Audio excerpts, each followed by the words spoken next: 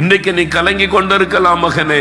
எனக்கு யார் இருக்கிறார்கள் உதவி செய்வதற்கு? எனக்கு யார் இருக்கிறார்கள் என் பாரத்தை புரிந்து கொள்வதற்கு? நான் ஒரு பாவி என்று எல்லாரும் புறம்பே தள்ளுகிறார்கள்.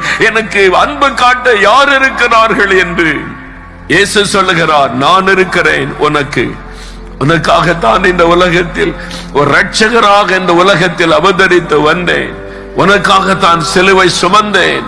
நான் இருக்கிறேன் உனக்கு என்று ஆண்டவர் சொல்லுகிறார். நம்பிக்கையில் நிச்சயமாய் செய்வீர் என்ற நம்பிக்கையில் உங்க கருத்தையே நோக்கி இருக்கிறோம்.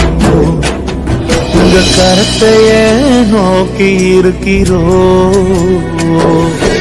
அற்புதம் செய்யுங்கப்பா எங்க வாழ்க்கையில. உம்மைத்தான் நம்பி இருக்கோம் ஏசப்பா.